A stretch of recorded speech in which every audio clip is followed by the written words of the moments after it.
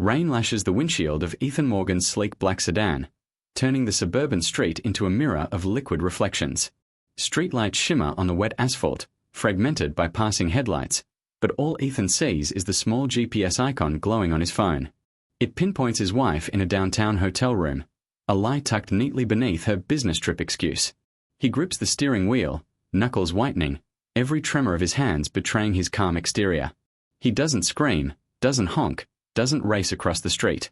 Instead, he lets the silence swallow him, each raindrop a quiet hammer against his skull. The world outside moves on in oblivion. Cars pass, neighbors sleep, the night continues. But Ethan exists in a private hell, suspended between disbelief and a cold, gathering clarity. His mind races, plotting the moment when this truth will shatter the veneer of his life. Through the rain-smeared windshield, Ethan's eyes narrow as the GPS image flickers, revealing her silhouette in the hotel room. She isn't alone. A shadow of another man moves in the frame, laughter faintly audible, glasses clinking as if mocking the life Ethan thought he shared with her. The betrayal isn't accidental. It's deliberate, audacious, almost theatrical in its cruelty. His chest tightens, yet he remains motionless, leaning forward, absorbing every detail, memorizing the scene as if the image itself could etch a permanent scar on his memory. There's no shouting, no confrontation, only the silence of the storm outside echoing the turmoil within. Each second stretches like an eternity, every heartbeat hammering like a drum of war. He feels both devastated and strangely detached, a spectator to a reality that refuses to bend to his disbelief, every visual detail sharpening the edge of his coming reckoning. Ethan's internal monologue is a storm within a storm. He calculates each possible move while the rain continues to batter the roof of his car, the sound a rhythmic metronome to his churning thoughts. Part of him aches, a raw, unfiltered grief for the life he believed in, while another part sharpens with cold calculation, mapping out his next steps with surgical precision. He recalls promises, smiles, and whispered assurances, each memory now tainted by this cruel revelation. Time slows, stretching the seconds into long, heavy droplets that drip into the reservoir of his simmering anger. He doesn't cry, not yet. He doesn't explode, not yet. Instead, he breathes quietly, each inhale a testament to the control he's forcing over himself, every exhale a silent vow that this quiet observation, this patient witnessing, is the prelude to a storm of his own design. Betrayal has been delivered. Now, it's his turn to act. Ethan Morgan moves through life like a finely tuned machine, calculating, precise, and reserved. As a financial analyst, he thrives on patterns and predictability, but at home, his meticulous nature turns inward, amplifying insecurities he rarely admits even to himself. He adores Claire, invests emotionally in their marriage, yet fears confrontation. Disagreements unsettle him, making him retreat rather than engage.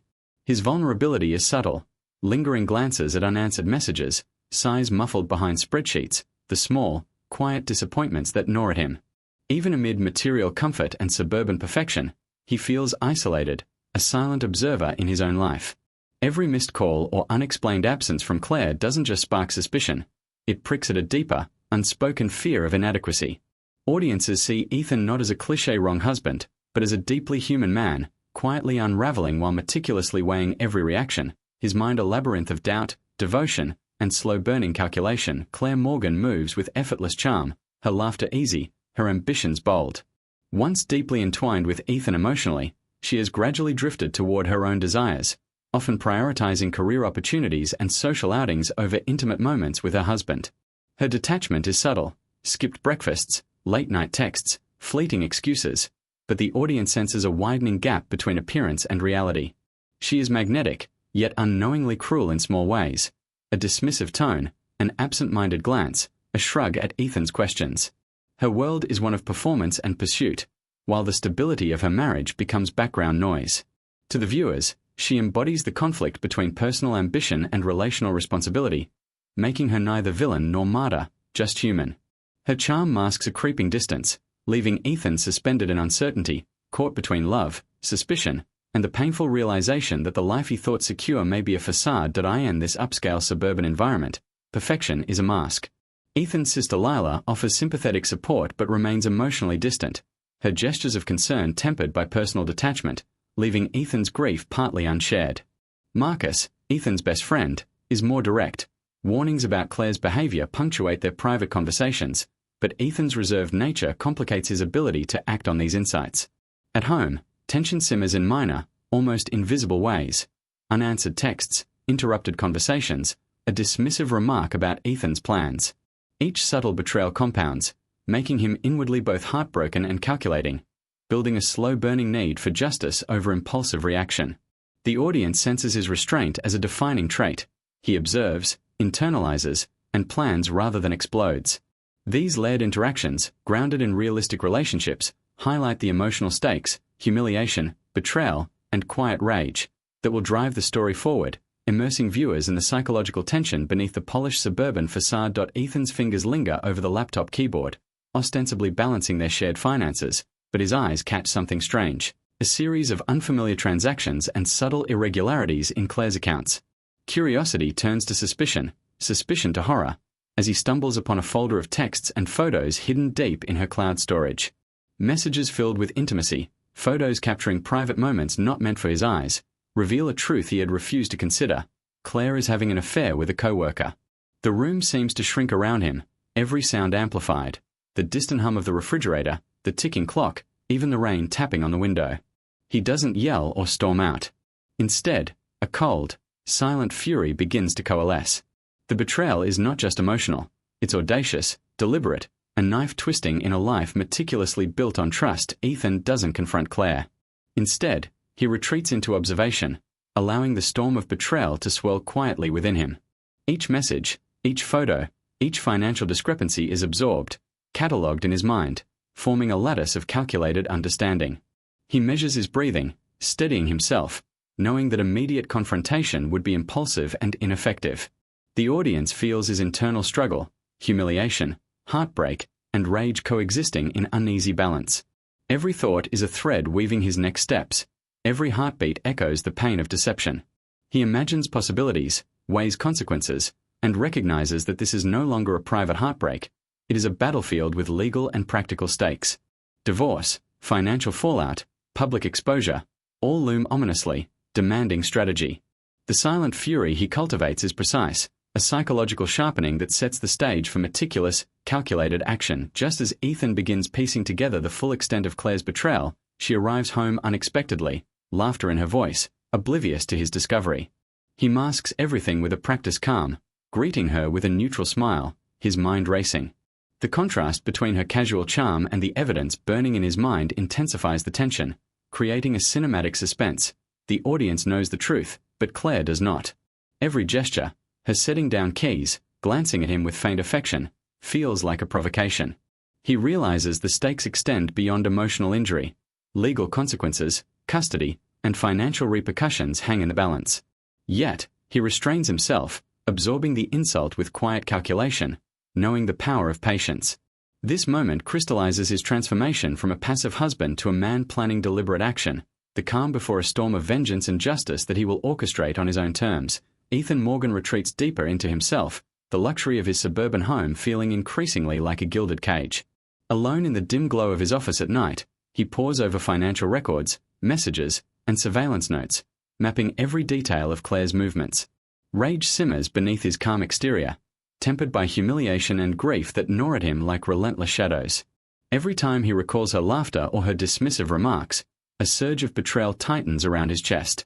He isolates himself, avoiding friends and family, turning inward to process the collision of love lost and deceit discovered. The audience feels his meticulous mind at work, each calculated observation paired with the raw sting of heartbreak. The emotional spiral is obsessive, compulsive. He isn't acting yet, but the groundwork is being laid. Patience becomes his weapon, rage his quiet companion. Claire senses Ethan's growing detachment but misreads it as emotional fragility, a weakness she can exploit without consequence. Her affair escalates with increasing boldness, late-night messages, weekend outings, flirtations at work, unaware that Ethan is quietly tracking every move. The contrast between her confident, carefree demeanor and Ethan's meticulously concealed anger creates a cinematic tension that audiences can almost feel in the room. Small interactions, her flippant replies, subtle dismissals, or glances away, serve as micro-provocations, testing the boundaries of his restraint. Meanwhile, Ethan's internal narrative grows darker, cataloging every lie, every absence, every stolen moment of intimacy that once belonged to him. Claire, blinded by her assumption that he is merely hurt and passive, inadvertently fuels his silent preparation for confrontation. The tension thickens like storm clouds before a tempest, each subtle betrayal a bolt striking unseen. Ethan begins testing the waters, confronting Claire with small, seemingly insignificant lies, a missing receipt, an odd schedule, a half-forgotten comment, gauging her reactions without revealing his full knowledge. Each encounter is a silent chess match. Her evasions, fleeting defensiveness, or casual dismissals feed both his understanding and his simmering resentment. Meanwhile, family and friends begin noticing the strain. Well-meaning advice and gossip deepen Ethan's emotional isolation, reminding him that vulnerability is now a liability. Outwardly calm, he smiles, nods, and engages, but internally, every heartbeat is a drum of anticipation, each interaction a rehearsal of strategy. The audience is immersed in this duality, feeling both the quiet patience and the seething intensity, aware that the storm is gathering. Ethan's emotional conflict transforms him into a man walking a razor's edge between heartbreak and calculated action. Ethan sits alone in his dimly lit office, the soft hum of electronics the only sound beside the occasional tick of a clock. His plan, meticulously rehearsed over weeks of silent observation, comes to fruition with a single, deliberate phone call. Every detail is accounted for, evidence neatly compiled, messages and photos meticulously timestamped, financial discrepancies highlighted, recordings edited to precision. He doesn't need to confront Claire directly. His intellect, patience, and careful planning will speak louder than anger ever could. The audience feels the tension in the room, each second stretching as he dials. He's calm, composed, almost serene, while inside, every heartbeat thrums with the power of anticipation. The thrill isn't cruelty, it's the elegance of control. Ethan isn't lashing out, he is orchestrating consequences with surgical precision, the quiet storm finally breaking on his terms. Moments after the call, Ethan watches the chain reaction unfold. Claire's lover receives the incriminating evidence, a carefully timed package of texts, photos, and financial records, exposing their affair in a way that leaves no room for denial. Emails, messages, and recordings begin circulating, and Claire's carefully curated public and private facades crumble. Her confident charm and social influence cannot withstand the scrutiny now targeting her. Each new revelation is a silent victory for Ethan, who observes from the shadows, unshaken. The tension is palpable. While viewers might expect confrontation or explosive violence, the true climax is cerebral. The audience experiences satisfaction mixed with or as Ethan's restraint, patience, and intellect deliver a power far more profound than physical revenge. Every moment is a testament to strategic precision over impulsive fury. Ethan remains a quiet observer as the consequences ripple outward. Claire faces legal, financial, and social repercussions, her arrogance and deceit now public. She is cornered not by confrontation, but by the undeniable evidence of her own actions, meticulously curated by the very person she underestimated. Ethan's triumph is silent but total. There is no shouting, no violence, only the calm intensity of a man who has mastered both his emotions and the situation. The twist lies in the method. The audience, primed for dramatic, visceral revenge, instead witnesses the power of intellect, strategy, and emotional control. The emotional intensity is almost cinematic. Ethan's face shows neither glee nor hatred, only the serene satisfaction of justice served. This climax cements him as a character defined by restraint, cunning, and unshakable composure. Claire's world begins to unravel in ways she never anticipated. Social invitations stop coming, her colleagues whisper behind closed doors, and her reputation in both personal and professional spheres crumbles. Legal letters, subtle but unavoidable, arrive at her doorstep, each one a reminder that actions have consequences. The once confident facade is replaced by anxiety and regret, and the audience witnesses the fallout without sensationalism. It's not dramatic explosions or public confrontations, just the slow, undeniable erosion of the life she thought she controlled. Meanwhile, Ethan observes from a distance, no need to gloat. The consequences, orchestrated with intelligence and patience, unfold naturally, reinforcing the theme that true power lies in foresight, strategy, and emotional restraint. The audience feels both catharsis and realism, seeing justice served with calm precision rather than theatrics. Ethan emerges from the storm of betrayal transformed. No longer the man paralyzed by insecurity and fear of confrontation, he now moves through life with quiet confidence and renewed purpose. He is emotionally stronger, having chosen reflection over revenge, control over chaos, and self-respect over lingering resentment. Every calculated action has reinforced his sense of agency, allowing him to rebuild not just materially but psychologically. Subtle behaviors, A relaxed posture, a thoughtful smile, calm focus at work signal this internal change. Friends and family notice a steadier presence, an unshakable resilience born of struggle. The audience is drawn into Ethan's emotional arc, witnessing a man reclaiming not just his life but his dignity. Empowerment here is internal and understated, showing that real strength often comes from restraint, patience, and choosing personal growth over fleeting retribution. In the final scenes, Ethan's life reflects balance and calm triumph. He closes a business deal with poise, the gesture symbolizing more than professional success. It is a metaphor for reclaiming control over his entire life. At home, small moments of peace, a quiet cup of coffee, a satisfied glance at his surroundings, underscore his emotional healing. The audience witnesses justice without spectacle. Claire's downfall and Ethan's empowerment are mirrored in subtle, everyday victories rather than dramatic confrontations. The tone is reflective, serene, and deeply satisfying.